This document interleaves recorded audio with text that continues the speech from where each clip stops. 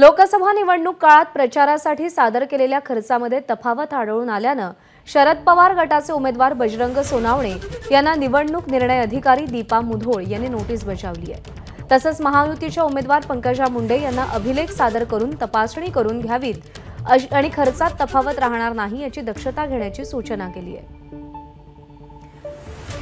गोविंद शेळके आपले प्रतिनिधी आपल्याला अधिक अपडेट देतील। गोविंद, या नोटिसेस का बजावण्यात आल्या? प्रज्ञा, निवडणूक प्रक्रियेमधला हा एक भाग म्हटलं तरी हरकत नाही, कारण अनेक उमेदवार ज्यावेळी आपला नियमितपणे खर्च सादर करावा लागतो त्यावेळी त्यांनी केलेल्या खर्चाच्या रकमेमध्ये आणि शासनाने ठरवून दिलेल्या खर्चाच्या रकमेमध्ये कायम तफावत जाणवते आणि ही तफावत या दोन्ही नेत्यामध्ये म्हणजे पंकजा मुंडे ज्या भाजपकडनं उमेदवार आहेत आणि बजरंग सोनवणे जे राष्ट्रवादी काँग्रेस शरद पवार गटाकडनं उमेदवार आहेत, या दोन्ही नेत्यांनी जे खर्च दाखवला होता त्याच्यामध्ये तफावत जाणवते। आम्ही या नेत्यांच्या कार्यालयाशी संपर्क साधला, त्यांचं म्हणणं असं आहे की आमचे वकील त्याला उत्तर देत आहेत, मात्र निवडणूक प्रक्रियेमधला एक भाग आहे की जोपर्यंत हा खर्चाचा मेळ लागत नाही तोपर्यंत प्रशासन त्यांच्याकडनं माहिती घेत असतं। प्रज्ञा, गोविंद, धन्यवाद दिलेल्या माहितीसाठी। एबीपी माझा, उघडा डोळे बघा नीट।